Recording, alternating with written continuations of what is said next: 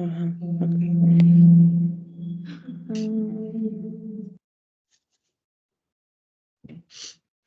Entonces,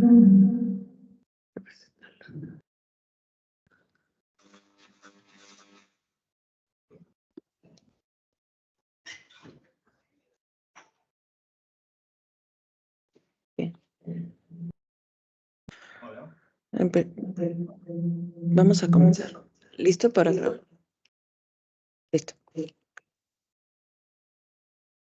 Muy buenos días a todas y a todes. Estamos hoy en este 18 de abril en torno al tercer foro permanente de las personas afrodescendientes que coordina la Organización de Naciones Unidas en la sede de Ginebra. Hoy estamos en este evento paralelo para discutir, conversar y generar propuestas en torno a un tema general que hemos titulado Desarrollo y Afroreparaciones, retos para la inclusión de las mujeres, jóvenes y niñas afrodescendientes. Este evento está en coordinación por el SICSER de la Universidad Autónoma del Estado de Morelos, la Red Afro de Mujeres Afromorelenses, EWE Infancias Afrodescendientes y Basta Racismo. Varias de las discusiones de aquí estarán versadas sobre las realidades de nuestros países como región en América Latina. Hemos preparado una presentación general a manera de discusión sobre el panorama general de las infancias y mujeres afrodescendientes. Adelantar que este foro está en relación a varios de los ejes temáticos que se están discutiendo en la Asamblea, vinculados a temas como el desarrollo y la reparación. El eje también de este seminario y que se va a discutir en todas nuestras preguntas generales es el tema del racismo. Me voy a permitir, antes de dar la palabra a la profesora Dora Inés Vivanco, comentar para nuestro auditorio y para las compañeras que nos van a hacer favor también de comentar hoy, que nuestra conversación estará orientada en torno a dos preguntas generales que voy a comentar enseguida, con un tiempo de no más de 5 minutos, ¿no? Hasta 5 minutos. Entonces, las preguntas ya las tuvieron brevemente, anteriormente, pero las voy a compartir para todas. Son solo preguntas orientadoras porque lo que será importante en este encuentro es revisar los contextos locales y las apreciaciones específicas en el trabajo comunitario o local. Bien, las preguntas son, ¿cómo viven el racismo las niñas y niños adolescentes afrodescendientes y de qué manera estas realidades impactan en el desarrollo de los territorios? Y por otro lado, ¿qué estrategias se proponen en el país, en su país, para combatir el racismo y proteger de manera especial a las niñas, jóvenes y mujeres afrodescendientes? Bien, entonces voy a ceder la palabra en este momento a la maestra Dora Vivanco, directora de EWE Infancias, que nos va a hacer un breve balance de la situación en torno a este tema. Muchísimas gracias. Muchas gracias, profesora Fabiola, y muy buenos días a las compañeras y compañeros que nos acompañan en este espacio de manera activa, quienes nos ven a través de las plataformas. Bueno, como un poco ha planteado la profesora Fabiola, voy a pedir que por favor me posibiliten compartir, o si puedes compartir desde allí. La presentación que busca poder generar un balance de cara a las particularidades o experiencias que se han tenido frente a la situación de derechos de las infancias y mujeres afrodescendientes. Entendemos que desde nuestras diversidades, desde nuestras realidades como países, hay unas particularidades, sin embargo, como diáspora compartimos unas problemáticas estructurales que nos son comunes y que nos invitan justamente a poder identificar los retos en estos espacios de articulación y poder generar propuestas y recomendaciones que podamos hacer a los relatores como a los gobiernos y que nos permitan también desde nuestro actuar en los diferentes sectores de sociedad civil de los que hacemos parte, ya sea desde la parte académica o desde las organizaciones sociales, poder agenciar y hacer incidencia frente a estas realidades. Un poco mientras nos permiten aquí compartir pantalla, yo voy a ir planteando como algunos temas con relación a esta sesión. Esta tercera sesión está orientada al segundo decenio internacional de los afrodescendientes, abordar el racismo sistémico y la justicia reparadora y el desarrollo sostenible, lo que nos trae a colación una de las preguntas estructurales de este espacio y es, ¿qué entendemos por desarrollo? ¿Cómo sigue afectando el racismo sistémico estas realidades de los pueblos afrodescendientes en América Latina y el Caribe? Y cuando hablamos de reparación, ¿cómo nos estamos pensando esos procesos no solo de cara a las realidades que vivimos, sino también a los procesos de reparación colectiva? Para quienes nos están viendo y quienes están en este espacio, pues compartir un poco que las realidades que compartimos hoy y quienes se conectan, hacemos parte de países como El Salvador, Ecuador, Cuba, Chile, Brasil, Guatemala, México, Venezuela, Argentina, Colombia, República Dominicana y nos acompañan también desde España.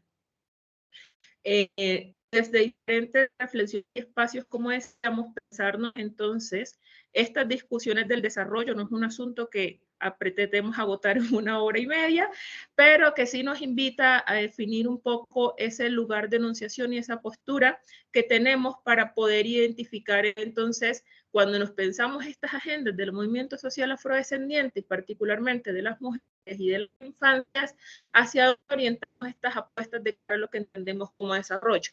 Y el desarrollo puede tener múltiples apellidos: sostenible, económico, territorial, desarrollo social, desarrollo sustentable, desarrollo propio o desarrollo alternativo. Y cuando enunciamos justamente las particularidades de América Latina y el Caribe, hablamos de estos desarrollos alternativos, son alternativas de cara a las posturas de crecimiento económico que comúnmente se vienen agenciando y son las que lideran los procesos de planeación en nuestros países. Sin embargo, eso que se enuncia como desarrollo alternativo es de cara a pensar cuáles son las posturas de desarrollo propio o en no desarrollo o en vivir que desde los pueblos afrodescendientes podemos pensarnos de cara a estas particularidades, usos y costumbres. ¿Aún me deja compartir? ¿Podrían apoyarnos allí, por favor? ¿Ya te dejo compartir? No, no me deja compartir. Se supone que ya... No. O si te es posible compartir desde allí, por favor, me cuentas. Sí, me las pasas. La tienes allí.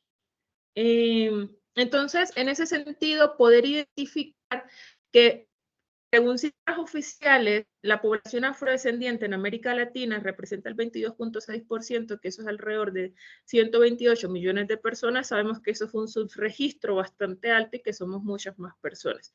Sin embargo, cuando empezamos a hacer un rastreo de cara a términos de desagregación por género y desde infancias, que es un ejercicio que hemos intentado hacer de manera juiciosa, de múltiples esferas, encontramos que no hay unos datos desagregados en términos diferenciales, lo que limita poder identificar no solo la cantidad exacta de niños, niñas, adolescentes y mujeres que tenemos o que somos, sino adicionalmente las herramientas que podamos tener frente a esta situación de derechos, entendiendo esta diversidad y que en términos de los sinónimos, más allá de identificarnos como una masa homogénea, reconocer esas diferentes particularidades que pasan por los procesos de enunciación, como personas negras, afrocolombianas, pretas, pardas, renacientes, morenas, raizales, palenqueras, mulatas, morenas, garífunas, creol, entre muchas otras y que son importantes cuando hablamos de de construcción de identidad, sobre todo desde las infancias, frente a los impactos desproporcionados que tenemos del racismo. Son muchas las agendas internacionales que en este momento se están trabajando en el mundo, lo que significa poder tener unos avances en materia de reconocimiento formal. Sin embargo, tenemos muchos retos frente a la implementación y a la desagregación de acá a las particularidades de esas agendas en nuestros territorios. Entonces, uno de los retos que identificamos y que es un llamamiento en este espacio son cuál es la entrada a pensarnos en estas agendas como la 2030, en la que podemos hablar de equidad de género, en la que podemos hablar de todos los ODS, los Objetivos de Desarrollo Sostenible, frente a los que podíamos empezar esta discusión, pero que no encontramos una interseccionalidad frente a lo que implica las particularidades para las personas afrodescendientes. Tenemos la resolución 1325 de Mujeres, Paz y Seguridad, que sabemos que muchos de nuestros espacios hemos venido haciendo informes alternativos frente a realidades de las niñas y mujeres afrodescendientes. Sin embargo, todavía hay retos en términos de implementación por parte de los gobiernos. Tenemos el Consenso de Montevideo de Población y Desarrollo, que es la agenda particular de la Conferencia Internacional de Población y Desarrollo del Cairo, que es la agenda regional, y tenemos unos capítulos específicos para mujeres, uno específico en términos de salud sexual y reproductiva, uno específico en términos de pueblos afrodescendientes y de niños, niñas y adolescentes. Sin embargo, los gobiernos todavía tienen retos importantes para poder identificar unas particularidades en los territorios de cara a hacer seguimiento de manera interseccional. Es decir, se le hace seguimiento a la agenda del capítulo afro, pero no están los niños y las niñas o las mujeres. Se le hace seguimiento a la agenda de las infancias, pero no de una manera interseccional desde las realidades de las infancias afro. Y así tenemos las diferentes agendas que desde los mecanismos y las agencias de Naciones Unidas, así como las agendas nacionales, están trabajando, como por ejemplo en materia de política pública de infancia y adolescencia, seguimos estando invisibles en el sistema. ¿Puedes pasar, por favor, a la 8? Vamos por la 8. En términos de estas realidades de exclusión, tenemos unos retos frente a lo que se ha denominado esta equidad e inclusión, que no podría ser de otra manera si no hablamos de los temas de interseccionalidad. Y sabemos que tenemos diferentes miradas allí, desde lo académico, desde las visiones políticas también de las organizaciones sociales, pero que invitan justamente a que traspase o trascienda un asunto enunciativo de lo que significa ese enfoque poblacional, ese enfoque generacional, ese enfoque étnico-racial, y centrarnos en una discusión antirracista realmente, reconociendo cómo el racismo estructural, pasa por favor, ha permeado todas las esferas sociales y se mantiene unas estructuras de poder que siguen afectando las realidades en términos de garantías de derechos a la población afrodescendiente. Y esto implica reconocer entonces los derechos individuales y colectivos que tenemos como pueblos étnicos, que conlleva entonces el reconocimiento, adelante por favor, frente al territorio, a la autonomía de gobierno propio, frente a los temas de identidad, frente a los temas de participación como pueblo, y que el convenio 169 ya hace más de 30 años nos viene planteando unas directrices en este sentido. Adelante, por favor, a la de los desafíos. Algunos desafíos específicos para ya dar entrada a la discusión y a los planteamientos de las compañeras es poder identificar, sin ánimo de ser reduccionistas, con relación a estas problemáticas que se plantean aquí. Adelante, por favor. Siguiente. Gracias, allí. Sin ánimo de ser reduccionista, porque sabemos que cada una de estos temas representan agendas propias que se están trabajando en nuestros países, es plantear cómo estos desafíos conllevan a seguir articulando esfuerzos frente a esta exigibilidad de derechos. Porque si bien hay unos avances en términos de reconocimiento constitucional en nuestros países, en Colombia, por ejemplo, hace más de 30 años, en México vamos a tener 5, en algunos 10, entonces poder identificar ese reconocimiento constitucional representa una puerta de entrada. Sin embargo, aún hay una invisibilidad en términos etarios y de género que se evidencia en las barreras en términos de educación, de salud, de protección y toda esta agenda de derechos que se ve permeada justamente por esa invisibilidad, no solo en términos históricos y estadísticos, sino en la atención frente a la oferta de servicios para poder garantizar esos derechos. Evidenciamos entonces una brecha que aún existe en esa protección integral, particularmente desde las infancias como pueblo étnicos, que siguen creciendo y que sigue convirtiéndose en un asunto enunciativo, ¿sí? En el que está la palabra, pero no se despliega y no se generan los mecanismos y los protocolos para poder aterrizar eso. Y no se están planteando las discusiones frente a lo que implica poder identificar en realidad qué entendemos por inclusión, cómo atendemos esta perspectiva antirracista o cómo hablar de interculturalidad. Eso en realidad qué representa, qué significa. Y se queda un asunto del maquillaje y no de la discusión real frente a cómo hacer frente a esas afectaciones. Entonces, hay unos rezagos de la trata esclavista y del colonialismo que a través de las múltiples discriminaciones y expresiones de racismo sigue impactando el desarrollo y la vida de las personas afrodescendientes en los territorios, con una ausencia o precaria oferta institucional para garantía de derechos y que vemos identificado, vemos profundizado de manera exacerbada en mujeres, niños y niñas. No hay una interseccionalidad en estos enfoques en la implementación de las agendas internacionales, como ya lo decíamos, y nacionales. Hay una invisibilidad estadística en los censos y en los procesos de planificación, con unos altos subregistros, no hay una desagregación en términos étnicos y de género, y conlleva entonces a que haya aún mayores retos o barreras en términos de esas condiciones de equidad, por ejemplo, en temas de inserción laboral. Las violencias de género, feminicidios siguen marcando y las violencias sexuales siguen marcando unas cifras alarmantes y que hemos exacerbadas por temas de hipersexualización en los cuerpos de las mujeres, de las niñas y de las jóvenes, o en las violencias ginecobstétricas. Esas barreras que también se ven evidenciadas en la participación política de las mujeres afrodescendientes y el acceso a cargos públicos. Todas estas problemáticas que son exacerbadas por el racismo estructural y la discriminación. Como decía, no pretendo ser reduccionista con esta agenda, pero en aras al tiempo de generar un espacio de participación, nos gustaría poder identificar entonces cómo a partir de estas diferentes barreras y retos, yo dejaría un poco hasta allí, empezamos a pensar cómo afrontar estas realidades desde nuestros países. Y cuál es un poco la lectura que tenemos al respecto. Gracias. Muy bien, muchísimas gracias. En esta parte, si quieres ya dejar, en esta parte vamos a comenzar con las intervenciones y permítanme un segundo.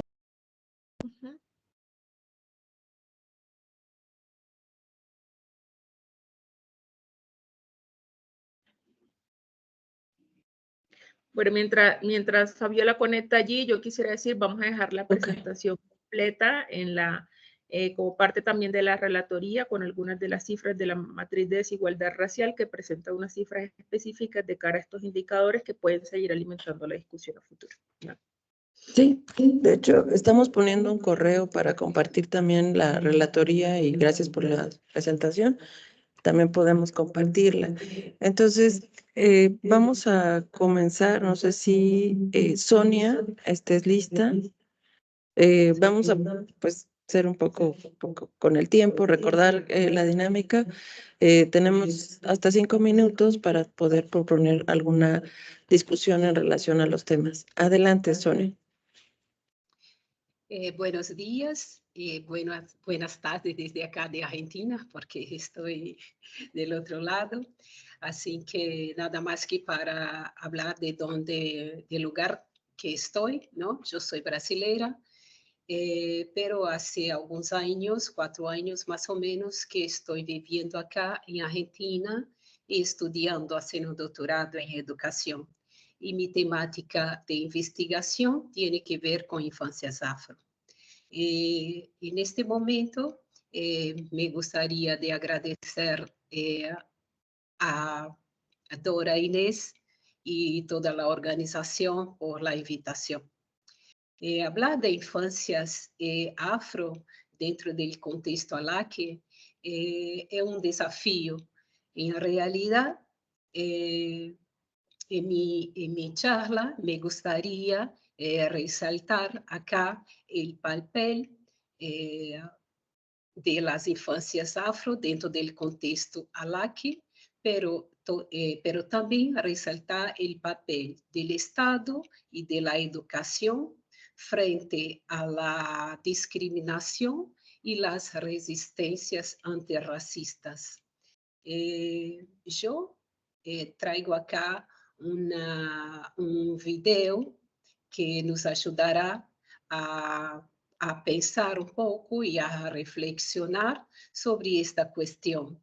Y también me gustaría decir que ese video tiene que ver ya con una propuesta antirracista del Estado de Argentina, del gobierno de 2022 de Argentina, donde propone una convocatoria y selecciona proyectos para visibilizar afro-argentinos, afrodescendentes y africanos en el territorio argentino.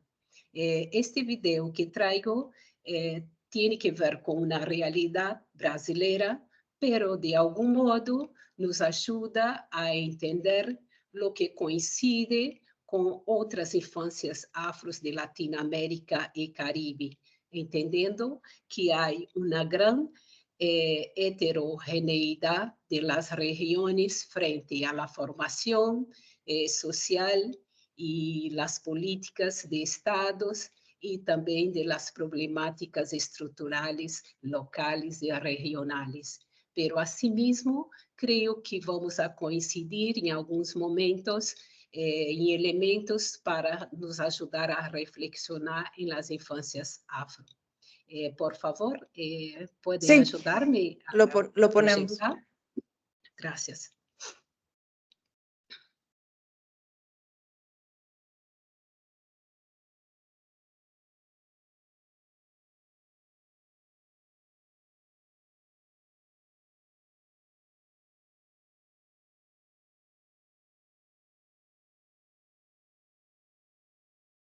Listo, ahí va.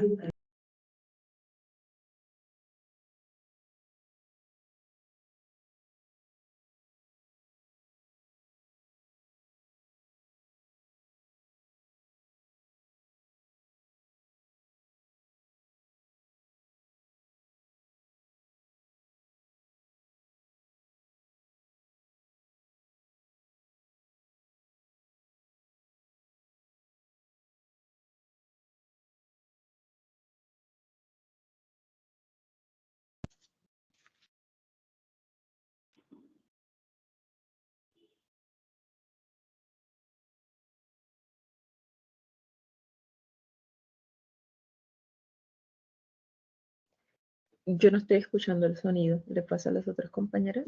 Yo tampoco, justo lo iba a decir, no se está escuchando. Sí, no se escucha la música, el audio.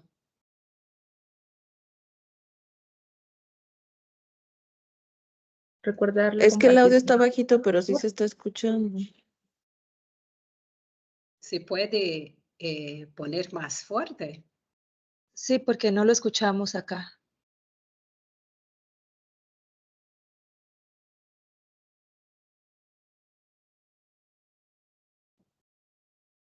Pero se ve.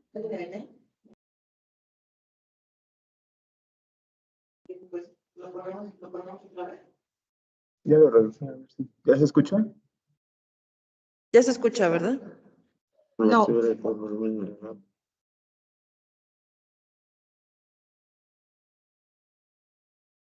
Es que está bajito, pero ya está ya se quitó el silencio para el video. Si lo colocamos desde el YouTube, se escucha más fuerte. Creo que sí, podría ser desde YouTube. Estoy oyendo el de YouTube.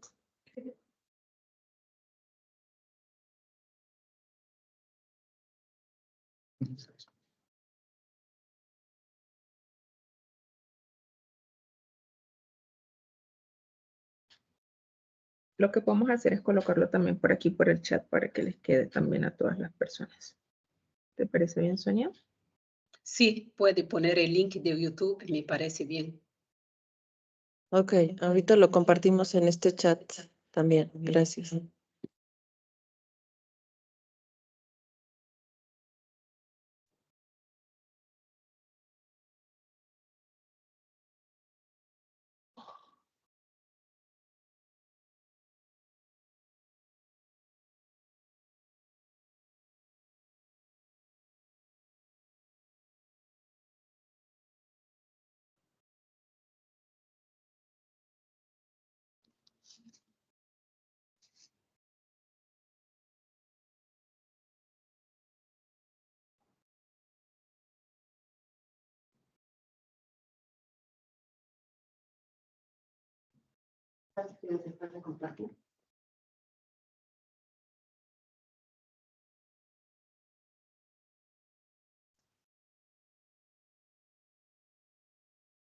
Sigo.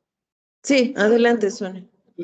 Bueno, infelizmente el video no se permitió escuchar porque la voz también hacía parte de esta intervención, como que la letra de esta pieza musical, que es hecha por Seu Jorge, que es un cantante negro brasileño, también nos trae acá un concepto de infancias que mucho tiene que ver con un concepto históricamente que traímos, que son las infancias precarias y las infancias que con ausencia de infancia, con ausencia de juegos, con ausencia de estudios, y que también una infancia que hereda una herencia también histórica, intergeneracional, donde se pasa de generación a generación, como la falta de los derechos, la falta de ciudadanía y también la parte que coincidimos que sería la pobreza, que tiene que ver con la experiencia, con la esclavitud de personas negras en la región de América Latina y Caribe, y también con la experiencia del colonialismo europeo, que todo eso generó una historia social de desigualdades sociales y también de desventajas en todo el territorio. A pesar de ser una realidad brasileira, pienso que vamos a tener coincidir con algunos elementos que tienen que ver con cómo se manifiesta, ¿no? En las instituciones del Estado, que sería en la educación, donde la población afro hoy, en el informe del Banco Mundial, somos 135 millones de personas afro en América Latina y Caribe. De esos 135 millones, 34 millones están en edad escolares. Y esa educación, ella tiene los peores índices con respecto a infancias no afrodescendentes. Entonces, ese es todo un tema a pensar, donde podemos ver que tanto la educación como el Estado son entes que tanto pueden garantizar como promover un racismo o una resistencia antirracista, ¿no? Tanto el Estado muchas veces puede presentarse como un promotor de estas políticas públicas y también, por supuesto, la educación, sobre todo cuando nosotras, mujeres negras, estamos en una docencia, por ejemplo, donde estamos también ahí representando el Estado, ¿no? Entonces, también es nuestro papel hacer esta intervención y esa reflexión con respecto a eso. Vamos a tener no solamente en la educación, pero en las viviendas, en las manifestaciones, el mundo del trabajo, el trabajo infantil, la salud y también en los medios de comunicación las peores participaciones y desventajas desde siempre, históricamente, ¿no? Entonces, lo que yo me llamaría acá la atención para como que concluir esa intervención sería traer justamente la importancia del Estado y de la educación como entes para promover o no las políticas públicas de resistencia y antirracismo, ¿no? Y con eso el conocimiento, los trabajos, las investigaciones, ellas que suman para que podamos tener conocimientos protagonizados por personas afrodescendentes y que busquen también como que sumar con la demás población para tener una educación antirracista, ¿no?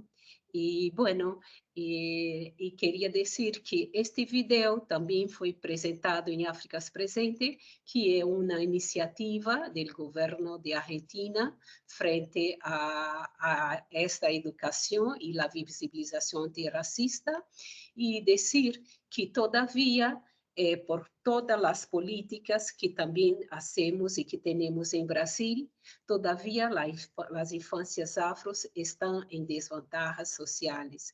Y las niñas, las mujeres, dentro de ese contexto, son el sector donde más desventajas se suman, ¿no? Entonces, Pues, dejo ahí. muchísimas gracias, Sonia Bueno.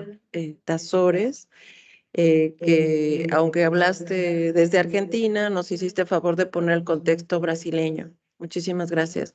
Y sí, ya Dora ya compartió en este chat, pero que también ya con los correos que nos hicieron favor de llegar, podemos también compartir por correo, pero si no, ya también está en este chat el video que se compartió.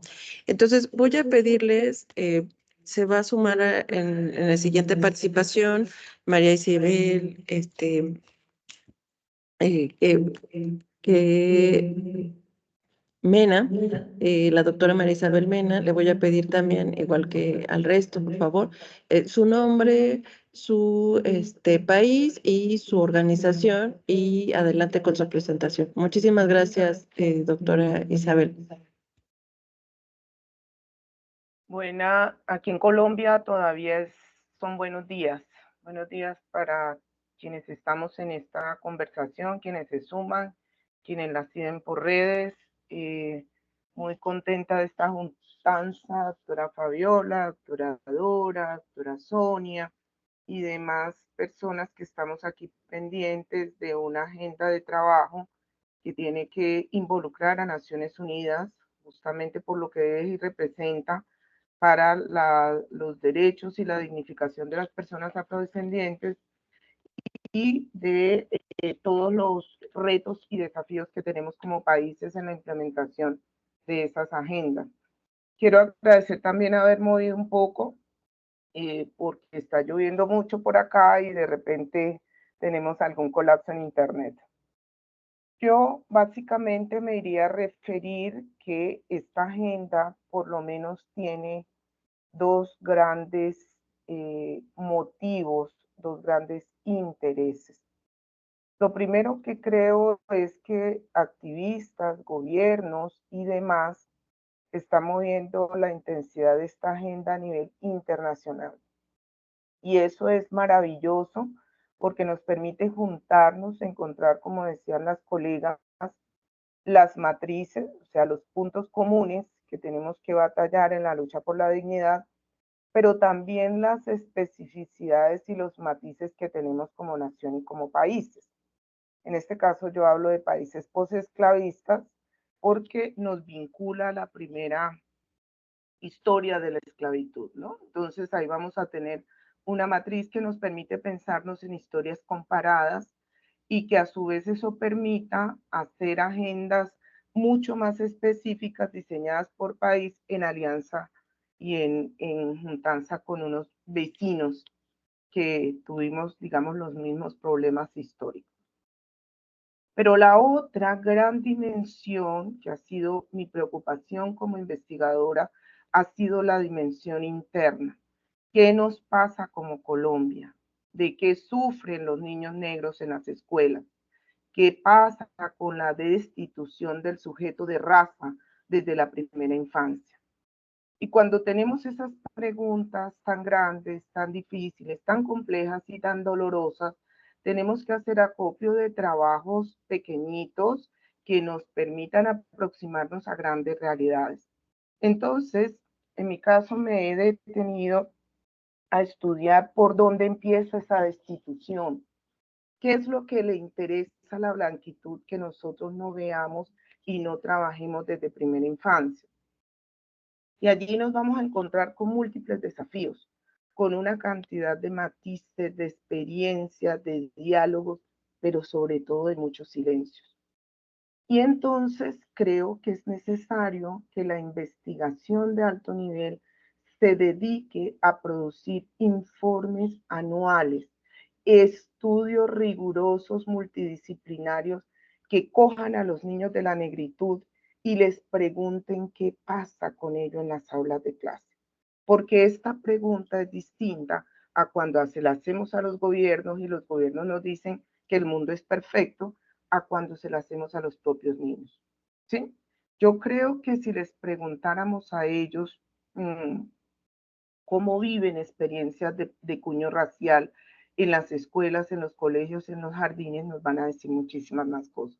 Y esos informes los necesitamos de país para ver si realmente eso que nos está diciendo la inteligencia artificial de la mutación del racismo es una realidad, o si en las escuelas seguimos padeciendo el racismo del siglo XIX, cuando recién tuvimos procesos de abolición de la esclavitud en estos países. Yo creo que ahí hay un énfasis en investigación que no se lo podemos dejar a nadie, pues porque a nosotros es que nos interesa que esa verdad se revele, porque no pueden haber agendas de las personas negras, afrodescendientes, sin verdad, sin justicia y sin reparación.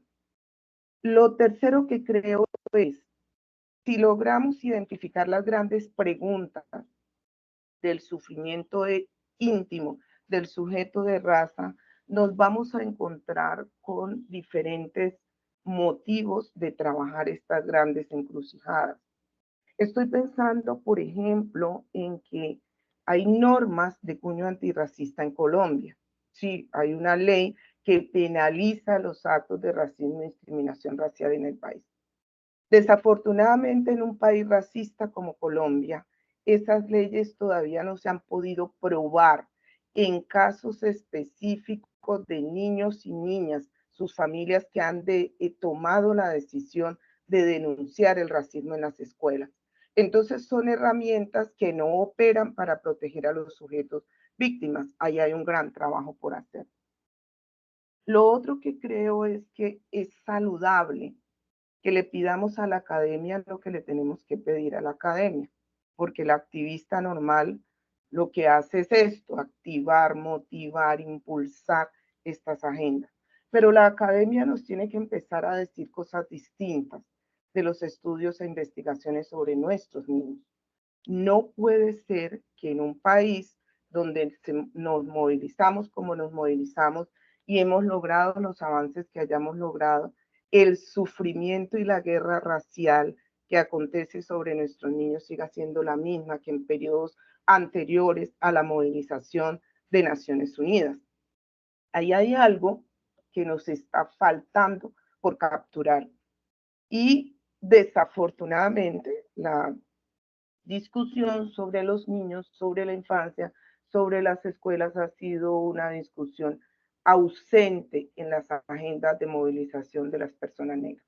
Entonces, esto ha conllevado que haya un agudo silencio sobre esto que yo llamo la guerra racial en las escuelas, porque a eso, ese conflicto bélico que los niños tienen que permanentemente asistir por su color de piel y por su cabello, les hace unas víctimas silenciosas de este sistema. Yo creo que cuando cada país tenga por lo menos un informe anual de racismo en las escuelas, podemos sentir un poquito de parte de tranquilidad de esas dolorosas cifras que nos mostraba Dora Inés hace un momento, o de la experiencia que contaba nuestra compañera brasileña. Creo que el camino es amplio, es frondoso, y que si cada uno cumple su rol en estos procesos de movilización, seguramente vamos a lograr en algún momento hablar de las dignidades completas, donde no nos falten los niños, las niñas, las mujeres, pero donde hayan también focos importantes de análisis, de investigación, de publicaciones, de foros de discusión que se abren y que se mantienen en el tiempo, porque como es tan espeso el sistema racial, necesitamos ubicar procesos pequeños para poder aproximarnos a ese gran monstruo que es el racismo y la discriminación racial cuando actúa entre nuestros niños, niñas y adolescentes. Así que una invitación fraterna. Colombia está haciendo grandes avances, este es el gobierno del cambio, y ojalá en algún momento Naciones Unidas le pidiera a cada uno de estos países que estamos representando aquí un informe riguroso de esto que está pasando en las escuelas, colegios y jardines infantiles con nuestras infancias. Si no tenemos esa información, por favor, pidámosla por la vía que podamos pedirla, porque sin esa información seguimos actuando ciegos frente a la dimensión más deplorable del racismo, que es cuando se ensaña con niños y niñas de menores de edades. Entonces, muchas gracias por el espacio y voy a seguir conectada otro momentito. Gracias.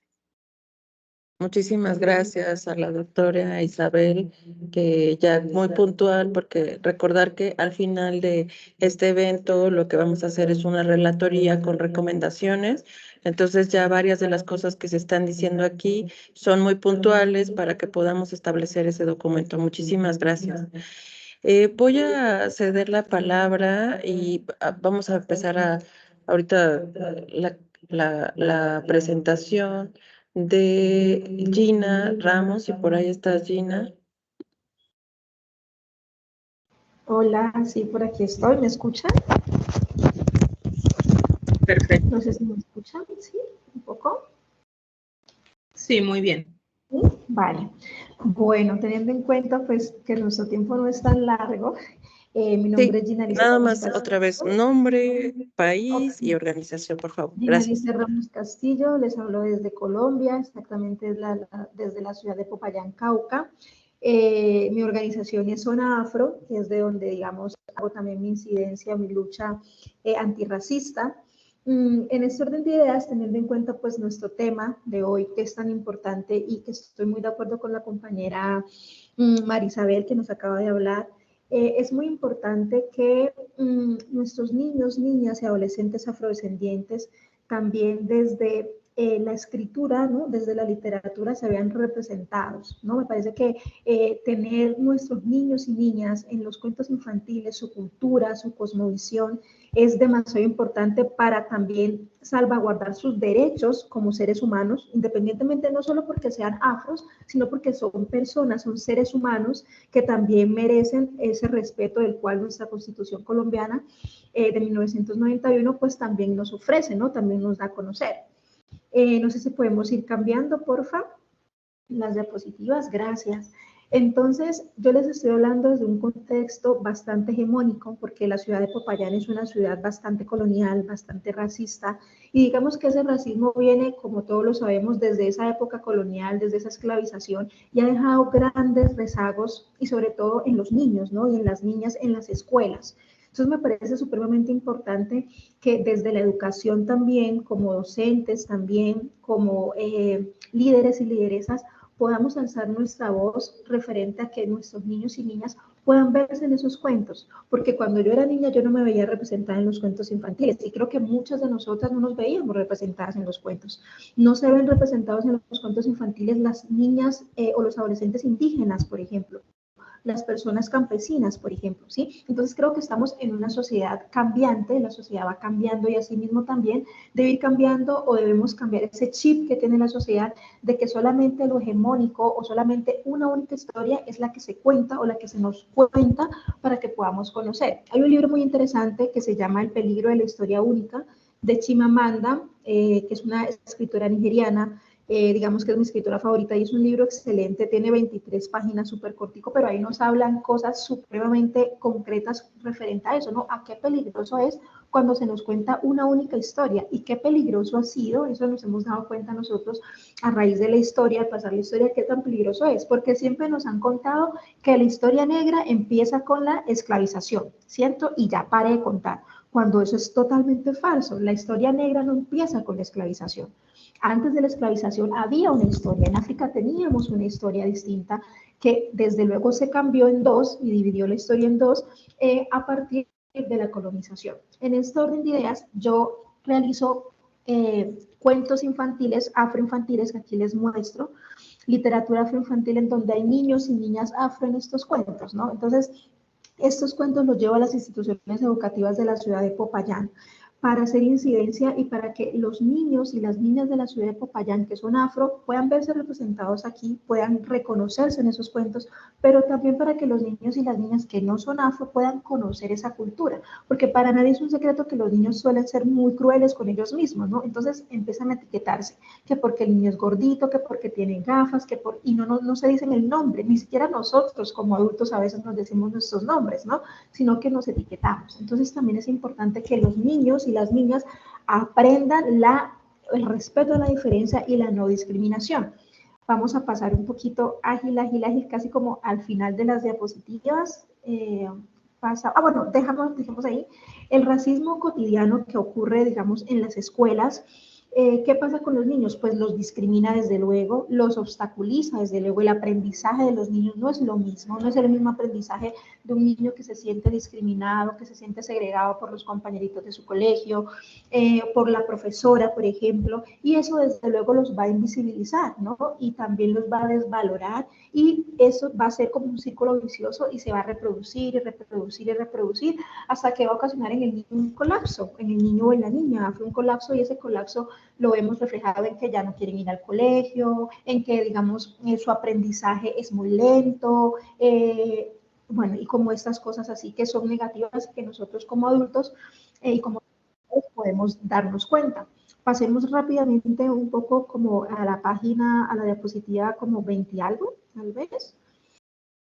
Bueno, les sigo comentando. Entonces, acá en Colombia, digamos, hay varias organizaciones que propenden por los derechos de los niños, de las niñas, de los adolescentes, pero digamos que pienso que hace falta más políticas públicas o hace falta que en la agenda, si bien es cierto, está la agenda y están los temas, como decía Dora al inicio, esos niños y que esas niñas y esos adolescentes verdaderamente se vean en esas agendas y que verdaderamente existan unas políticas públicas que favorezcan la dignidad de esos niños y esas niñas y esos adolescentes, ¿sí? En la educación, también para sus padres, desde luego, ¿no? Porque, por ejemplo, acá en Popayán, como es una ciudad donde convergen muchas culturas, la cultura mestiza, indígena y afro, entonces cuando llegan acá a Popayán, niños y niñas, por ejemplo, con sus padres, desde la costa pacífica de Colombia, sea del norte o del sur de Colombia, llegan y se encuentran con un choque cultural bastante fuerte, porque el Cauca es más que todo indígena, ¿sí? Aunque convergen muchas culturas, el Cauca siempre, el departamento del Cauca, que es donde está ubicado la ciudad de Popayán, donde me encuentro,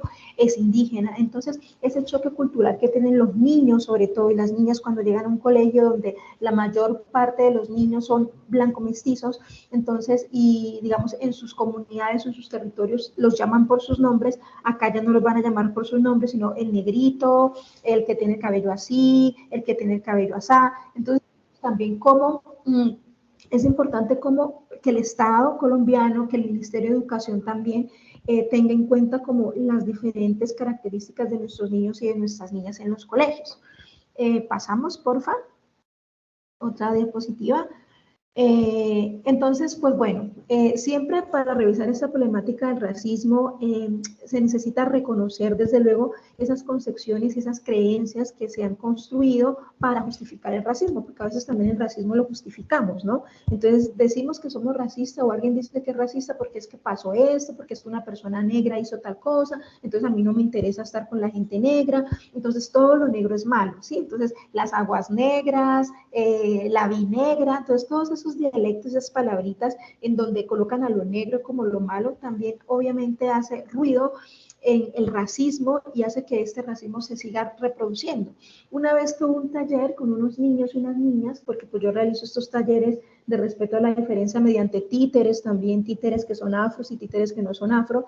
Más adelante hay unas imágenes, hay unas fotos de los diferentes talleres con los niños, y una niña me dijo que ella no quería ser negra. La niña tendría 6 años, 6, 7 años, no le pongo más años.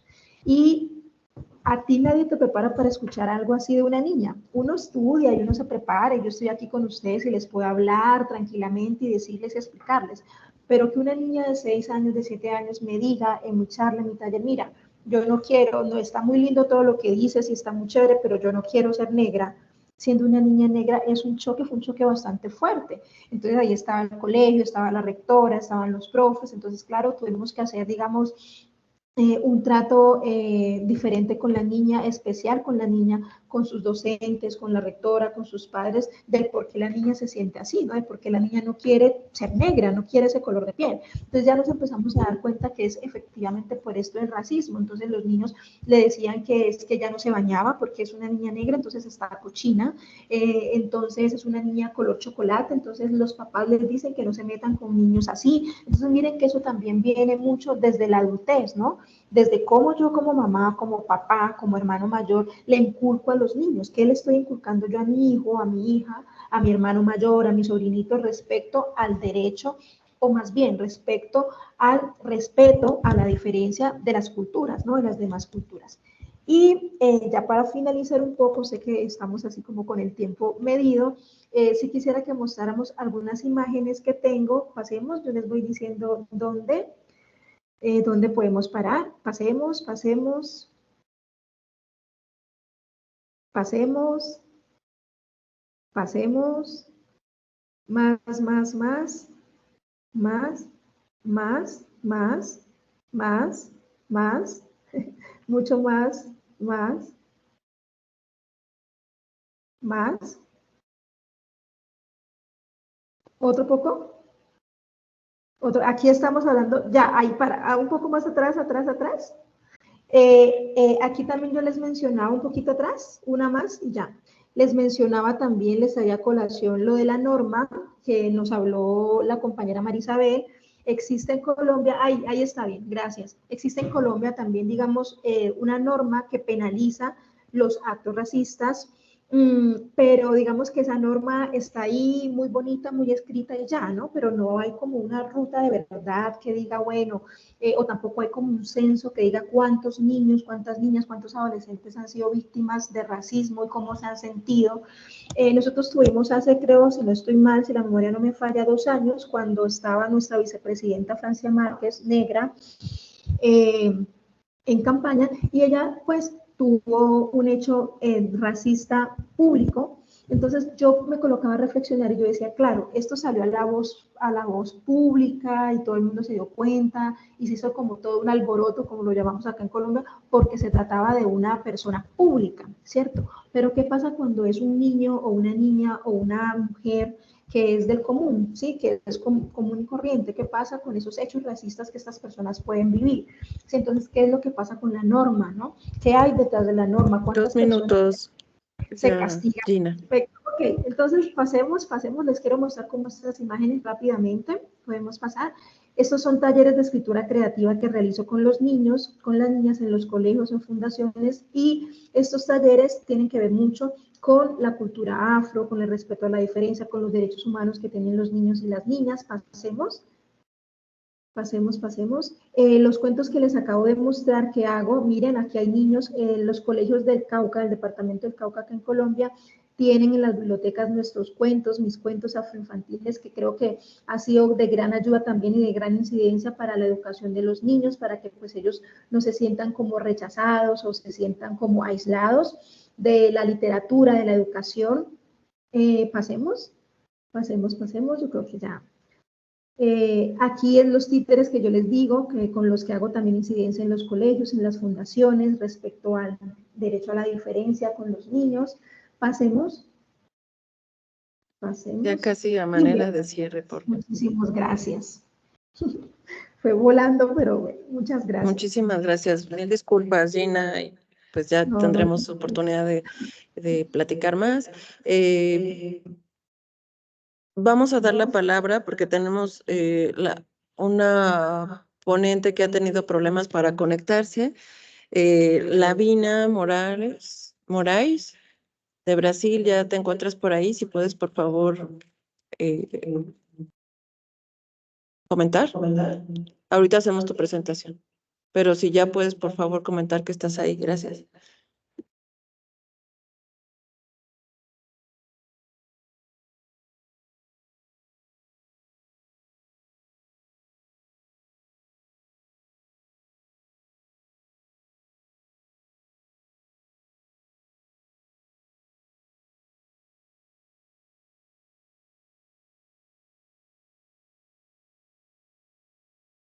Sí, no sé si ya estés ahí, Lavina.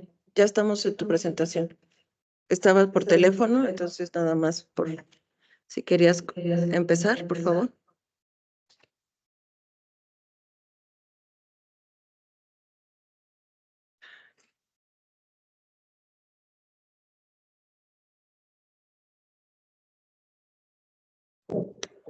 Boa tarde, vocês conseguem me ouvir?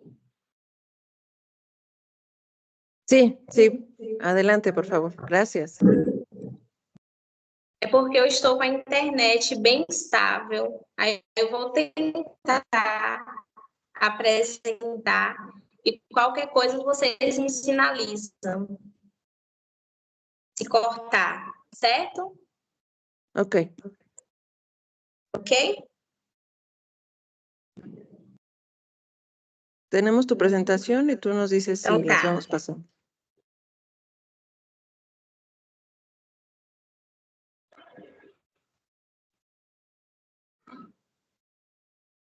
Posso começar? Sí, por favor, adelante.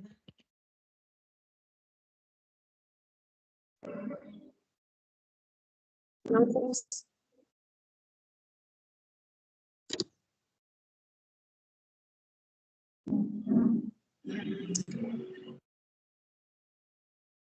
¿Qué dijo? ¿Que las fuéramos pasando? Es que está intermitente su conexión. Ok. Y va a intentar. Ajá. Vele pasando. Eu não estou conseguindo ouvir vocês, se eu posso começar ou não.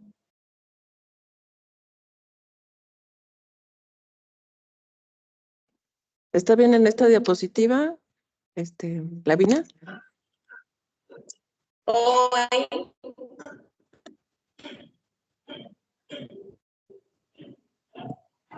Posso começar? Estão me Sí, ouvindo bem? sí, tudo bem. Então tá. Boa tarde a todos e a todas. Primeiramente, gostaria de agradecer o convite para fazer parte desse evento.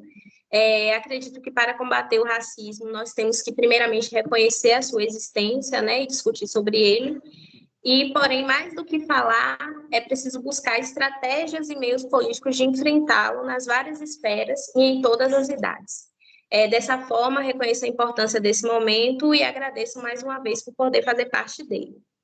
Peço que passe o slide, por favor, eu irei me apresentar e a instituição que eu faço parte.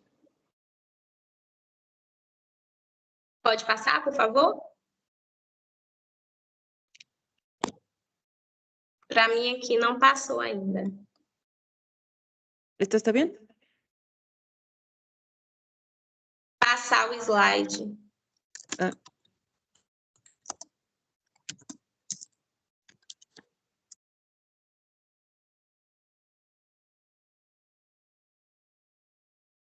Oi, ¿Ahí? ¿Está bien?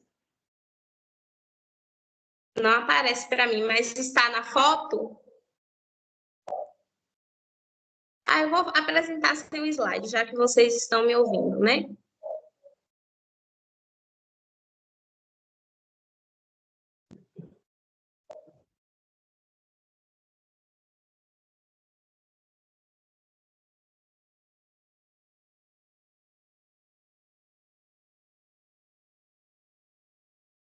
Bueno, que estamos teniendo algunos problemas con la Vina, pero nos está compartiendo esta presentación.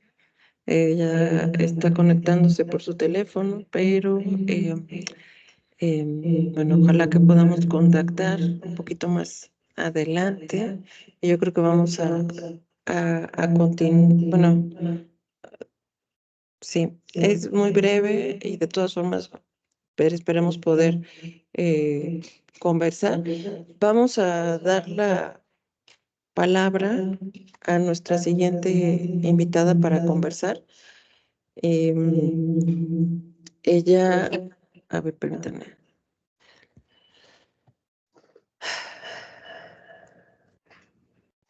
Chevy, ¿estás por ahí? Sí, ¿me escuchan? Sí, Perfecto. danos un segundo para abrir tu presentación, pero si quieres irte presentando. Sí. Bueno, buenas tardes a todas las personas que se encuentran hoy en esta sala. Mi nombre es Chevy Solís y me encuentro en Panamá. Y estoy aquí como de parte o como integrante de la Organización Expreso Nuestro de Mujeres y Afroresistencia. Escuchando a las compañeras que me han antecedido, pues no podría yo decir nuestras realidades y nuestros países son muy parecidos y por lo tanto las complejidades que atraviesan los cuerpos de personas negras en esta región vamos a tener experiencias comunes. Cuando planteando la pregunta de cómo viven los niños y niñas el racismo en nuestros contextos, podría decir que en Panamá, al igual que muchos al igual que otros países y de experiencias que aquí se han dicho, pues uno de los ámbitos donde el racismo está presente en la vida de los niños y niñas es en el ámbito educativo, como bien lo decía Sonia y lo decía Dora y las otras compañeras. Pero yo siempre digo que este es el racismo visible, el que se hace público, ese racismo que se hace público y que todos los años en Panamá, al inicio del año escolar, vemos padres, madres reclamando que el derecho a que sus hijos vayan a la escuela desde su pertenencia étnica racial, con todo lo que eso implica. ¿Por qué? Por lo tanto, y es algo que desde el año pasado el Ministerio de Educación de Panamá saca un resuelto para prohibir en los reglamentos escolares de las escuelas que esos reglamentos prohíban a niños, niñas y adolescentes ir con su cabello natural o con su cabello con peinados de origen africano.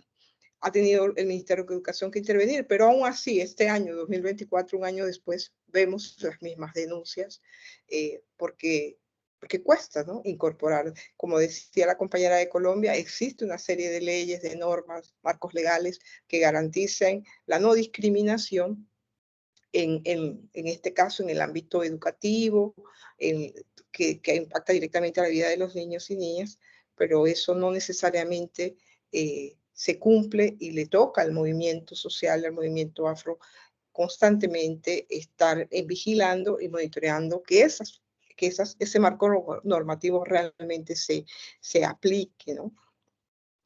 Aparte de ser activista, yo también hago investigaciones y yo solamente quisiera dar unos datos que arrojó una de las investigaciones últimas que se hizo sobre violencia en mujeres afrodescendientes en Panamá, donde el 41% de las mujeres plantearon, de las mujeres que participaron en este estudio, que el 41% dice que vivió que fue sujeta en el mundo escolar, se le discriminó por su cabello, por ejemplo, ¿no? El 41%. Y el 90% de las mujeres que participaron, todas afrodescendientes, afirmaban que Panamá es un país racista, un 90% de esas mujeres.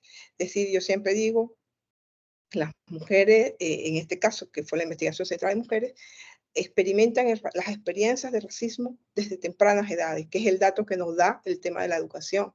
Cuando las personas ya adultas dicen, yo sufrí racismo y actos discriminatorios en mi escuela, es que a lo largo de su vida ha vivido actos discriminatorios y racistas. Y otro dato que arrojó la investigación, que es el tema de el estereotipo que las mujeres consideran que está más presente en la sociedad panameña, es la hipersexualización de los cuerpos de las mujeres afrodescendientes, ¿no? Y esa hipersexualización no es cuando es adulto, sino que eso es una construcción que se viene a dar. O sea, esa mirada hipersexualizada no está lejos de la vida de las jóvenes y de las adolescentes. Entonces, para abordar esto, quisiera que pusieran al inicio de la presentación, al principio, dentro de la organización. ¿Me regreso? Sí, al principio. Está el rojo. Ajá, donde está el nombre de la propuesta, es aquí.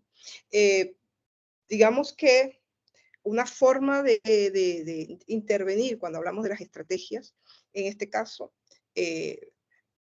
desarrollamos dentro de la organización esta propuesta que vincula el arte, las biografías de mujeres negras olvidadas en el pasado, y desarrollamos, o sea, yo desarrollé esta propuesta porque yo además soy ceramista y vinculo el arte, y desarrollamos esta propuesta que se llama Desatando la Memoria. Desatando la Memoria es una propuesta que trae biografías de mujeres negras que lucharon en sus territorios, que se rebelaron y que lucharon en diferentes ámbitos. Y nosotros, y agarramos y tomamos esas biografías para leerlas y construir arte a través de esas historias y generar alrededor de esas vidas elementos que puedan ser trabajados con las niñas y niñas en pro de no solamente reafirmar su identidad, sino que sirva como una forma de prevención en las violencias que también los niños y niñas adolescentes no escapan en nuestras sociedades. Puede pasar la otra. Compañera, voy a darle la segunda, donde yo planteo que los objetivos es recuperar la memoria histórica de hermanos, en este caso, en esta propuesta era de 4 biografías de mujeres negras que en el pasado fueron esclavizadas y fortalecer el sentido de identidad, que es una de las cosas que el racismo afecta a nuestros niños y niñas. Eso cuando decía la compañera de esa experiencia, no quiero ser negra. Mujeres negras como nosotras, que también lo hemos vivido. Y por eso parte de esta experiencia es importante. Fortalecer el diálogo intergeneracional, porque esta propuesta se desarrolla con sus madres o sus abuelas.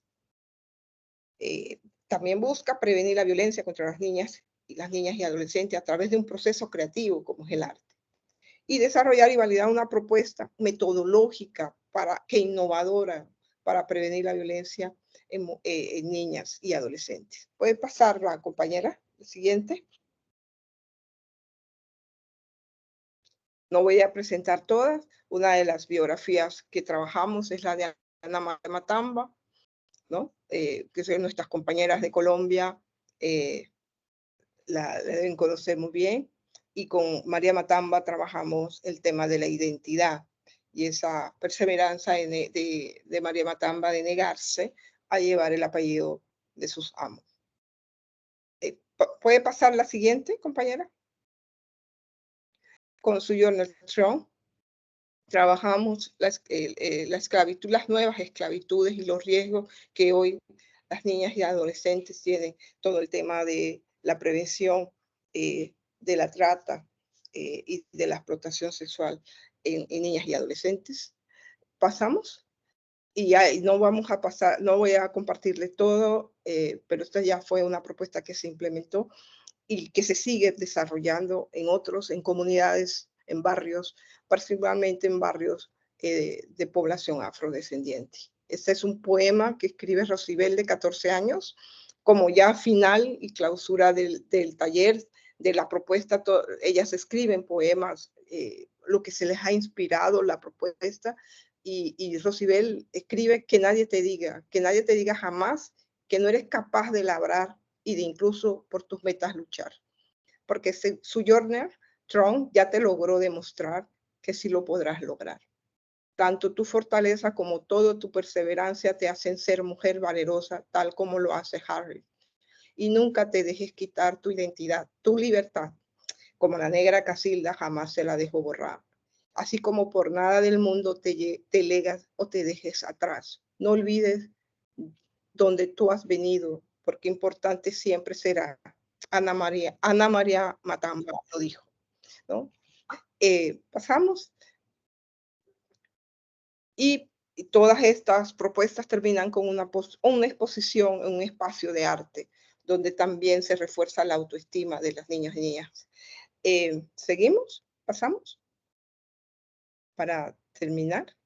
Y aquí parte de las fotos de la exposición de arte y del trabajo que se hace.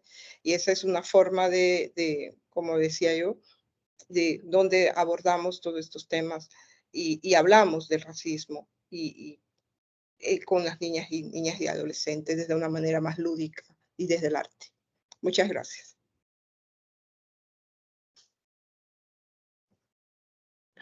Muy bien, muchísimas gracias.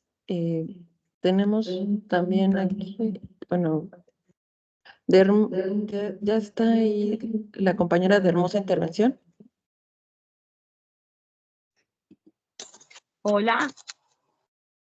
Hola. Adelante. ¿Me escuchan? Sí, Perfecto. sí, Giovanna, te presentas también, por favor. Muy bien. Sí, claro que sí. Bueno, estoy un poco difónica, perdón. Bueno, yo, Giovanna Sánchez de Uruguay, de la colectiva Hermosa Intervención.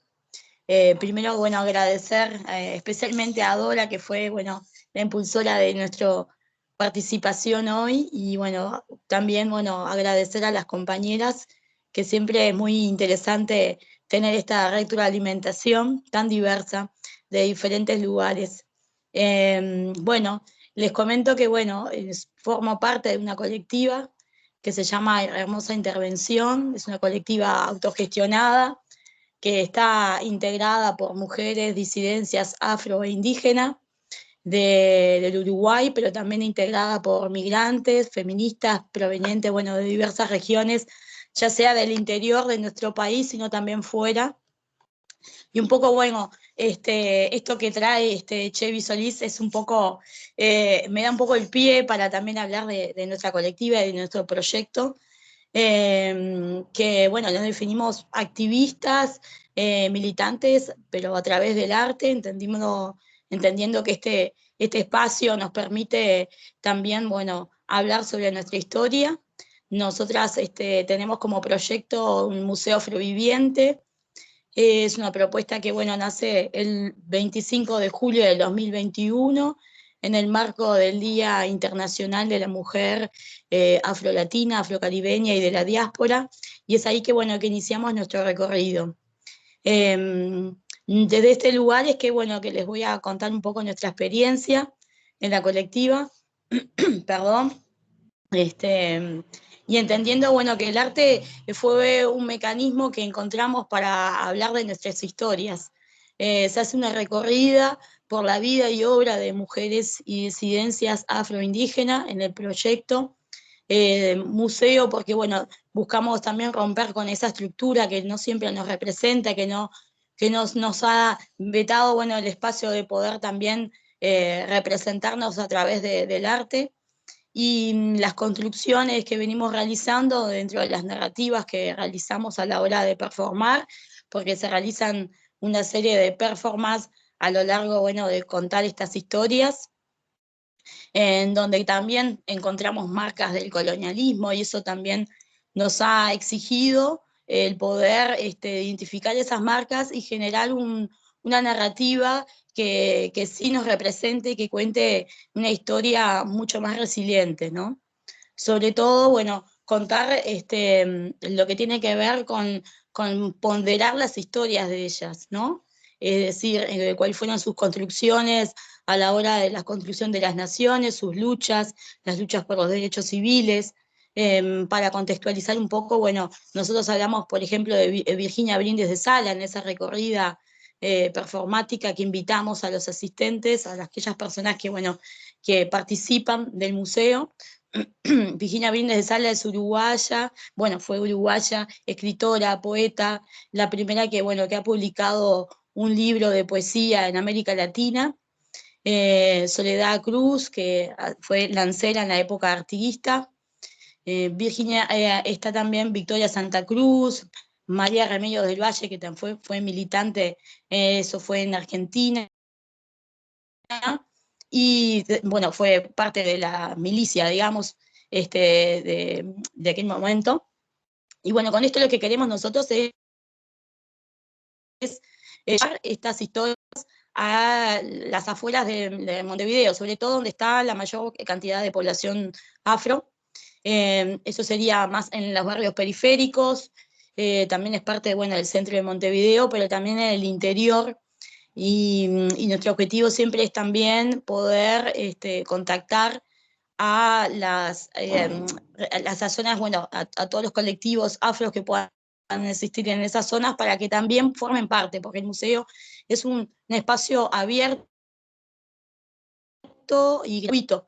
El objetivo es, bueno, que se puedan acercar y conozcan esta actividad artística y que sea accesible para conocer estas historias. Nuestra presentación, bueno, ya les digo, es una recorrida para imaginársela un poco a ustedes, donde, bueno, en cada estación que realizamos es una estación, bueno,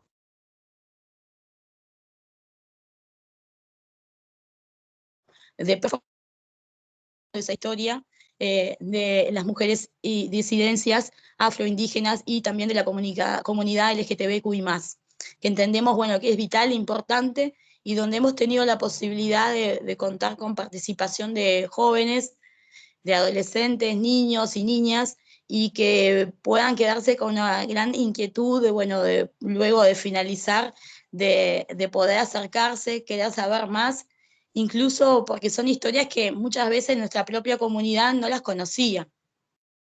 Entonces, creo que es una herramienta del arte muy importante para traer de forma amigable, y sobre todo es conocer que, bueno, que aquellas personas que también están performando son personas afro, y que también desde ese lugar es un lugar que se puedan apropiar y también, bueno, sentirse representadas. Nuestro objetivo también es aportar a la construcción de identidad y de referencias, y que se apropien también de su historia. Entendemos, bueno, que es una herramienta fundamental. Hoy por hoy el colectivo está con la gran inquietud y proyectando la formación de libros para la infancia, donde, bueno, Dora nos está dando un aporte riquísimo para eso, que vuelvo a agradecérselo, y que nos permite, bueno, también poder llevar el museo a otro espacio, que sea a través de cuentos que también puedan contar nuestra historia y que nos quede, ¿no? Porque también nosotras nos vemos atravesados también por el racismo y por la ausencia también de poder reconocer nuestras propias historias, ¿no? En nuestra formación académica, ya sea en la academia, ya sea en las escuelas y en cualquier centro, es una gran ausencia de conocer nuestra historia y que sea conocida por nuestras propias voces. Así que, bueno, muchísimas gracias nuevamente por enriquecernos y bueno, por tener esta instancia siempre de diálogo y de ida y vuelta que nos hace crecer a todas, sin duda. Muchas gracias. Muchísimas gracias a Giovanna, que no es fácil, ¿no? Hablar desde Uruguay, ¿no? Una sociedad sumamente blanqueada. Incluso también lo que planteaba ya también Gina, ¿no? O sea, digamos, países como Colombia que también, aunque se piensa como negro, ¿no? Y afrodescendiente, pues también hay regiones donde todavía es más complejo, ¿no? Y en el caso uruguayo, pues sin duda lo es. Muchísimas gracias. Sí, perdón. Muchísimas gracias. No, que sin duda que luchamos con eso, con la invisibilidad para mucha parte de nuestra población. Hay una hermosa oleada migrante hoy en nuestro país y muchas veces, bueno, dicen, sos de aquí y en realidad sí, hay muchas poblaciones afro. El nuevo censo, bueno, capaz que en la próxima intervención puedo aportar algo más, pero el nuevo censo, por suerte, está arrojando números más alentadores, sobre todo lo que tiene que ver también con la percepción, ¿no? de afro y bueno, y también con las construcciones que se realizan de forma autodidacta y sobre todo Uruguay tiene una enorme historia en lo que tiene que ver con los movimientos sociales y eso es lo que ha permitido de alguna manera poder traer estas temáticas a la órbita más jerárquicas, ¿no? Donde tienen que tomar algunas decisiones. Pero bueno, aún cuesta, pero seguimos. Gracias. Muchísimas gracias. De hecho, ya estamos por concluir. Nada más vamos a presentar una experiencia muy chiquita y para eso me voy a permitir yo tomar la palabra doblemente, perdón. Un segundo para presentar justo la voz de una mujer que hoy no está aquí con nosotras físicamente, pero que sabía de este evento y nos dimos a la tarea de darle voz a doña Sergia, mejor conocida como la tía Berta, en el contexto de Morelos, México. Y voy a permitirme presentar un breve video que fue elaborado por estudiantes de la licenciatura en Gestión para el Desarrollo Regional de esta máxima casa de estudios, la Universidad Autónoma del Estado de Morelos. Entonces, muy brevemente, dura 1 minuto y lo presento.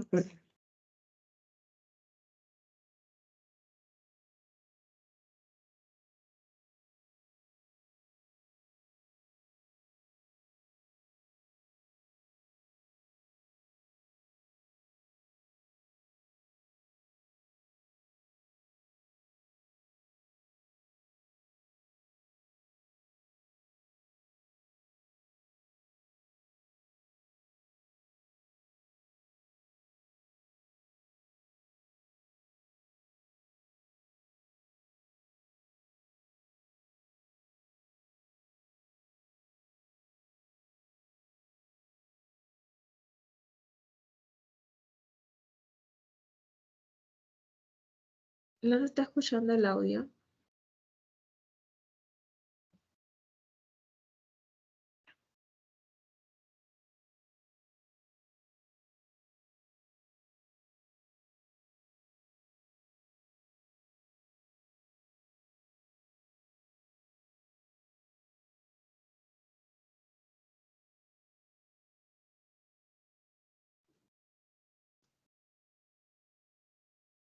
Muchas gracias. Y brevemente también la diapositiva, por favor. Permítame un segundo.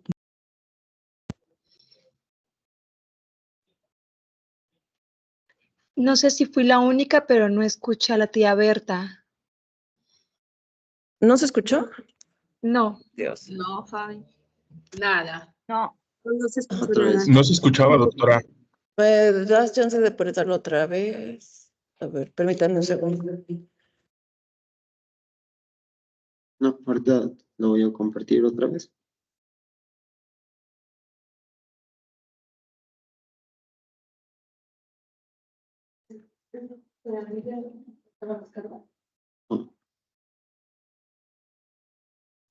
Creo que hay que habilitar la voz en la plataforma, Sí, listo. en la aplicación. Uy, todavía no estoy proyectándoles. No.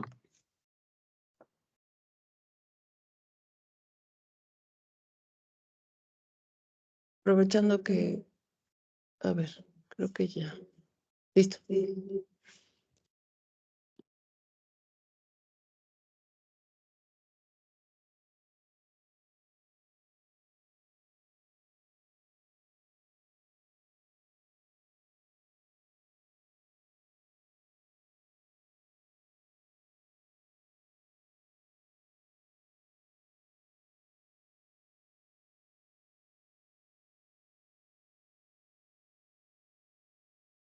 No, no se escucha el audio. Compartámoslos por aquí también, por favor. Y lo Sí, ajá, vemos en la página. mejor.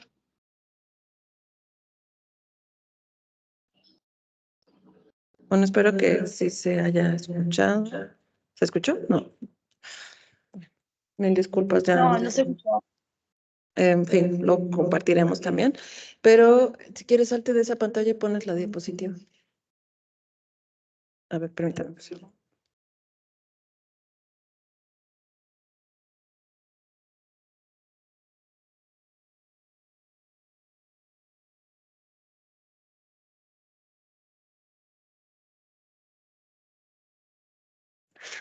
Bueno, no sé, creo que ya nada más. En esta colectiva que estamos organizando, no sé si ya se esté viendo la diapositiva, solo es muy breve. No queríamos dejar de mostrar, ¿no? Pues que en nuestro intento, ya, ¿quieres deshabilitar esta? Y creo que no se ve esta.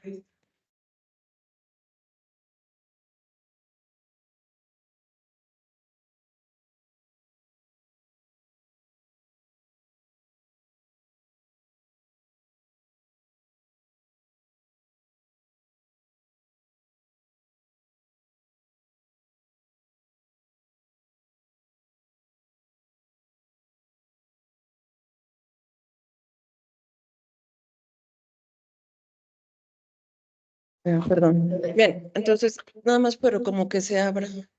Ujú. Listo. Sí, muy breve. Les estoy mostrando parte del trabajo que también hicimos con infancias y mujeres afrodescendientes aquí en Morelos.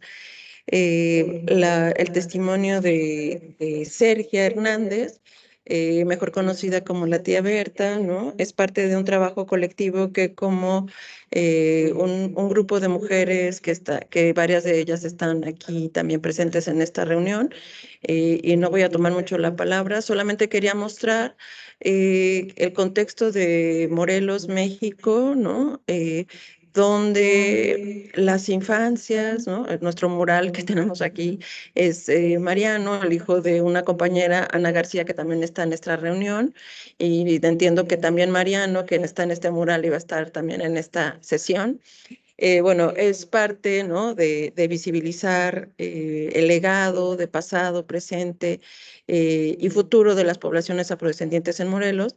Decir que en nuestro país, en México, ¿no? La escolaridad de la población afrodescendiente no supera el nivel de educación básica, secundaria, ¿no?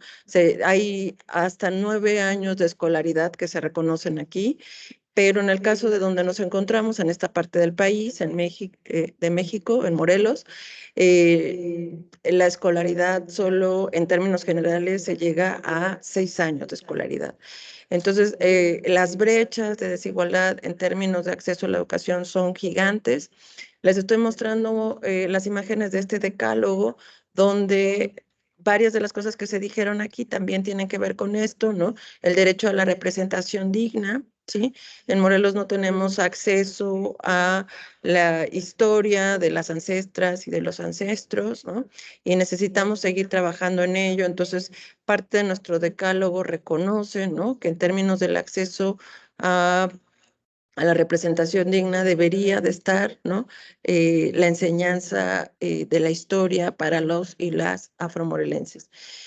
También decir que el trabajo con esta comunidad de Paracas, Yautepec, Morelos, también refiere, ¿no? A un colectivo, una colectividad de mujeres que arropan a estas infancias y que desde ahí también el trabajo de no solo visibilizar, sino ir generando una línea de derechos, pues está todavía muy precaria, ¿no? Y la apuesta de nosotras, ¿no? Para trabajar en territorio ha sido desde una perspectiva interdisciplinar. Aquí ya se habló mucho también desde el arte y desde la cultura, ¿no?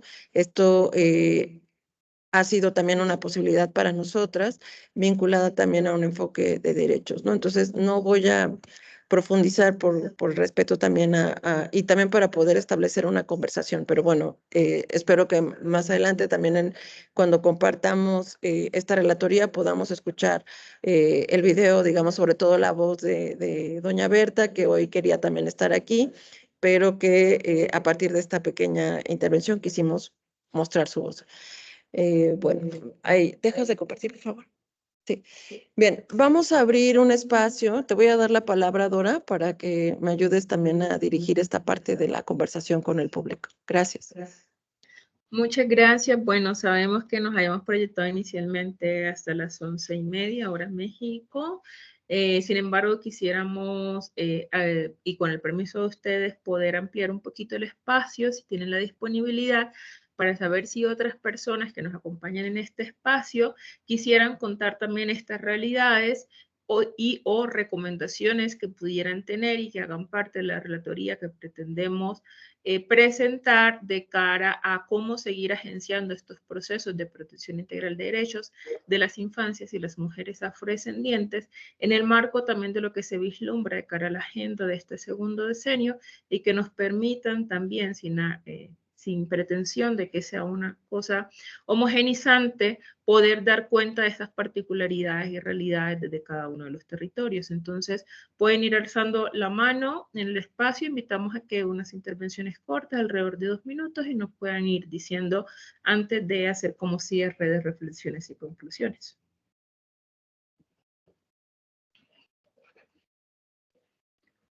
O preguntas si quisieran hacer. Bueno, Marisol, alzó la mano. Adelante, Marisol Castillo.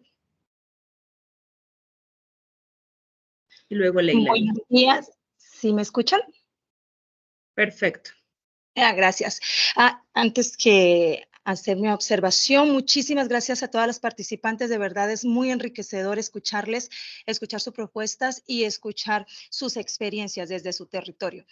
Soy Marisol Castillo, colaboradora de la Red de Mujeres Afromorelenses, que hoy junto con Fabiola y Dora organiza este evento, y también soy directora artística de la compañía Mulato Teatro. Digo que este encuentro es muy enriquecedor justo por el perfil del trabajo que realizamos y el servicio que brindamos aquí en territorio en Morelos desde mi compañía.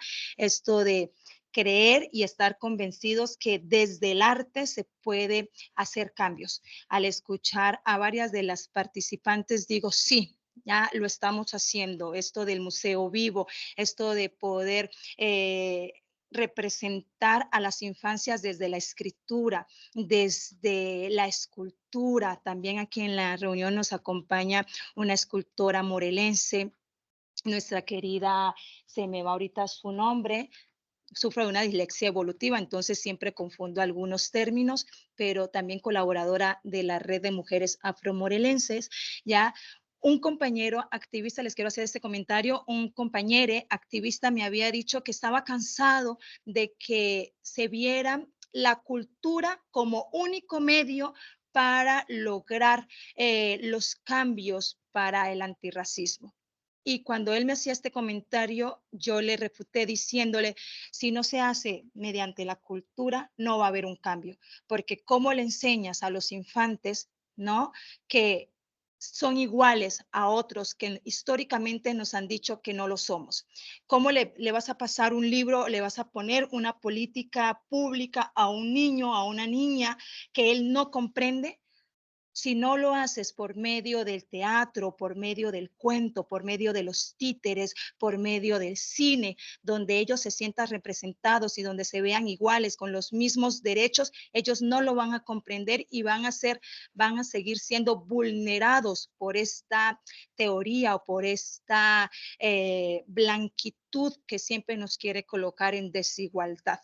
Entonces, creo que en la agenda que se está desarrollando se tiene que tener muy, muy palpable y muy visible este protagonismo de que la herramienta artística, la herramienta a través del arte es fundamental para generar cambios y para generar esa representatividad que necesitamos y que pugnamos las mujeres y las infancias en esta contemporaneidad. Ese era el aporte que quería hacer y de verdad muchísimas gracias por todo lo que nos han brindado hoy. Gracias. Muchas gracias, Marisol.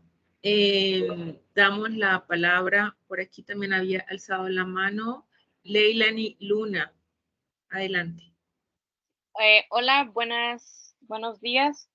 Mi nombre es Leilani Luna y vengo representando a la asociación Basta Racismo MX. Se funda justamente para terminar con la discriminación y el racismo aquí en México. Venimos de Oaxaca y creo que es algo interesante el conversatorio del día de hoy. En México se hace apenas esta representación o más bien este respeto hacia los afrodescendientes en el 2019. Yo soy de la costa de Oaxaca y una de las cosas, o más bien investigación que he estado haciendo específicamente yo es sobre las danzas que vinieron en los barcos de nuestros ancestros en la costa de Oaxaca, y es la danza del toro de petate. Y quiero también decirles que es importante, sí, a través del arte, que los niños y las niñas conozcan cuál es su cultura, cuáles son sus raíces, de dónde venimos, que no le tengan miedo a su color de piel, a su cabello. Y otro de los problemas que se tienen aquí específicamente en México es de que muchos niños, especialmente en el estado de Oaxaca, Guerrero y las costas, que muchos niños no pueden o tienen acceso a la educación. Entonces, eso ha generado problemas porque muchos se dedican a vender drogas, muchos están en el crimen organizado, y creo que eso ha llevado también a que ellos, más bien que los orillemos como sociedad, pues a no estudiar. Creo que tenemos que proponer políticas antidiscriminatorias, más educación, programas educativos, más participación y empoderamiento de las comunidades afrodescendientes, afromexicanas en la toma de decisiones y en la formulación de política pública, promover el liderazgo de mujeres y jóvenes afromexicanos en este tipo de espacios políticos, sociales, económicos, pues para fortalecer su representación y empoderamiento. Si bien desde Oaxaca se han venido trabajando muchas actividades, creo que es importante que de aquí podamos sacar más actividades y llevarlas pues un poco más a la realidad. Me encanta que se hagan por este medio de internet, pero pues no todas y todos tienen el acceso a este privilegio en el que estamos ahorita nosotros. Creo que sería importante pues ir a estas comunidades, visitarlas, hacer más charlas de conversación, invitarlos de manera general por las distintas redes sociales que existen ahora. Gracias. Muchísimas gracias, Leilani. Tocas aspectos también muy importantes con relación a las recomendaciones que se pueden hacer de cara a seguir fortaleciendo estos procesos de incidencia. Recordemos que la idea justamente de este espacio, además de compartir estas reflexiones, es tener la posibilidad de brindar recomendaciones de cara a lo que representa la protección integral de los derechos de las infancias y las mujeres de cara a este próximo decenio que se está proyectando y que invita justamente a seguir haciendo incidencia tanto desde sociedad civil como desde los gobiernos y las recomendaciones que podamos hacer a Naciones Unidas de cara a estas realidades frente al racismo sistémico, la justicia reparadora y el desarrollo sostenible, que son los ejes como fundamentales o rectores de este segundo decenio. No sé si haya más preguntas o recomendaciones frente al tema por parte del público. Por aquí están colocando en el chat. Necesitamos que las instituciones nos den información sobre infancias afrodescendientes y desplazamiento forzado, trata sobre violencia obstétrica, violencia sexual, feminicidio, nos dice Vero García. Listo, por aquí se están compartiendo también algunos teléfonos. La escultora también que nos referenciaba la compañera hace un rato, Flor Molina. Por aquí el nombre. Bueno, si no hay más comentarios, recordemos que de cara a seguir dándole continuidad como a estos espacios que se han suscitado, sabemos que es muchísima información, que son múltiples las agendas que se traslapan de cara a estas realidades, tanto desde las perspectivas de género como desde las perspectivas de las infancias, sin que necesariamente sean excluyentes.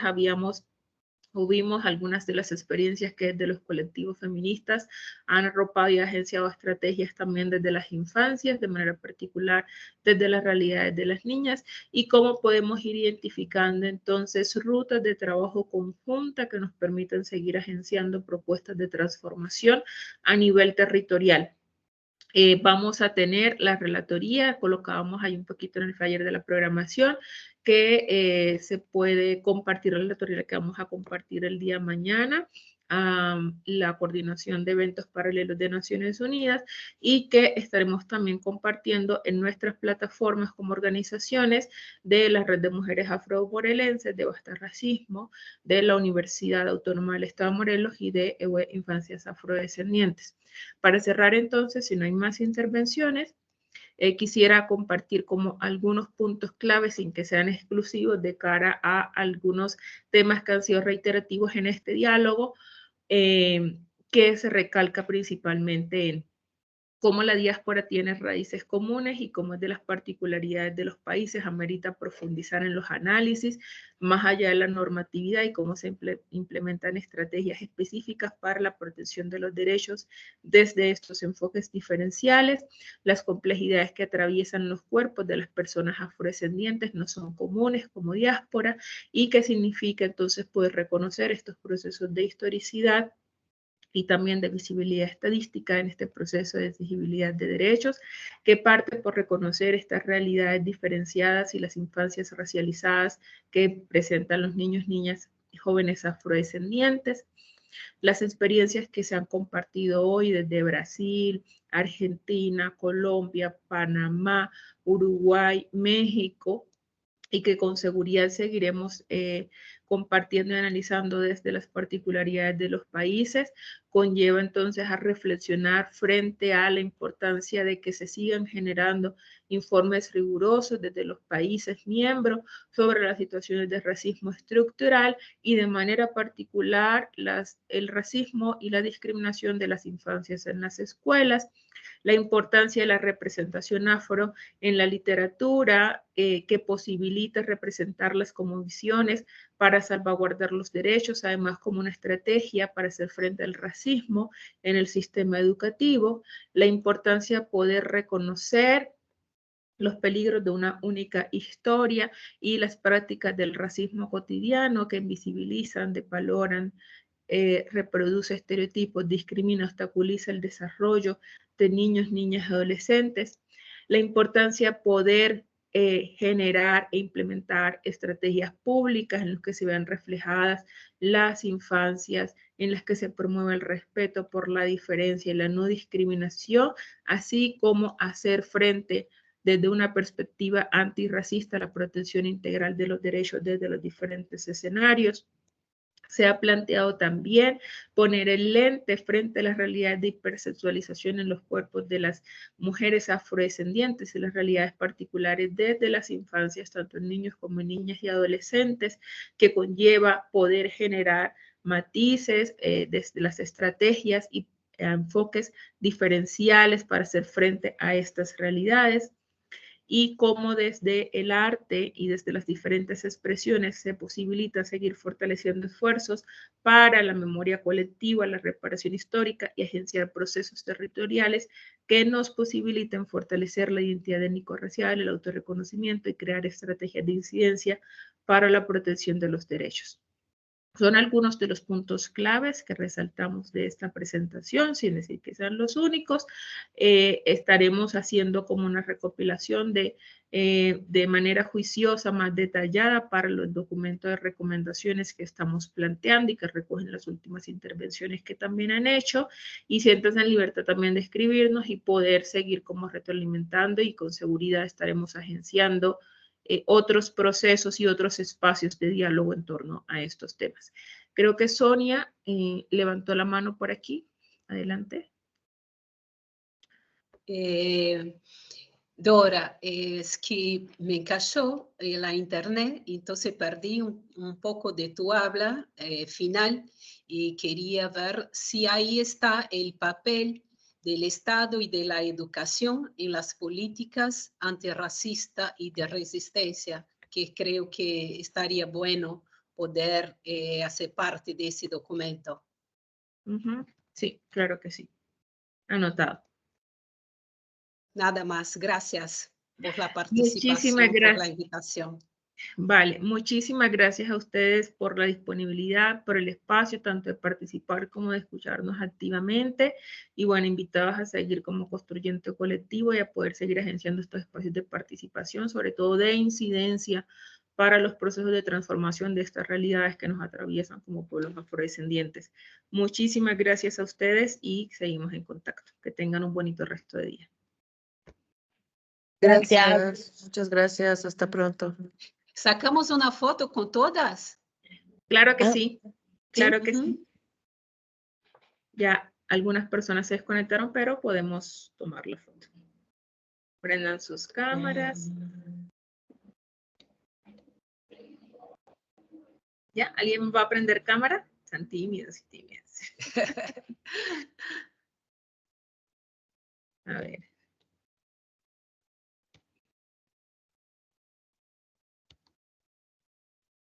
Listo, por ahí quedaron un par.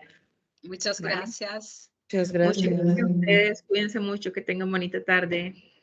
Hasta luego. Hasta luego. Muchas gracias. Un abrazo. Un abrazo.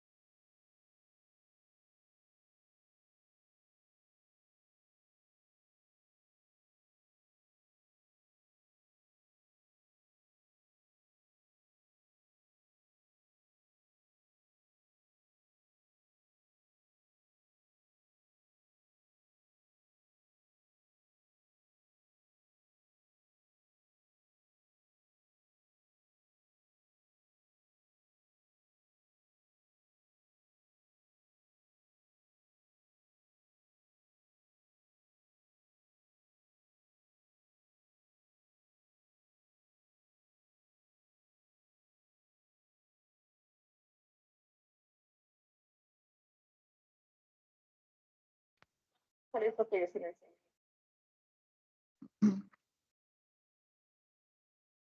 Pero recuerda que se... Aquí, ya lo detener. Ya lo detener.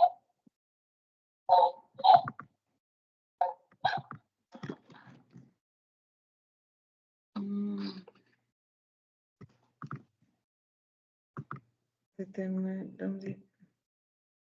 Grabación.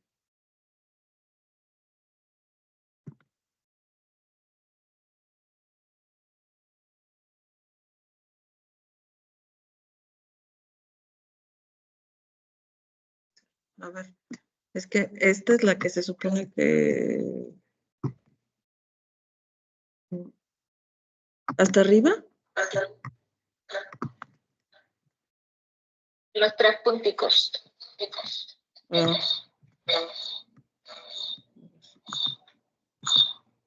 Detener.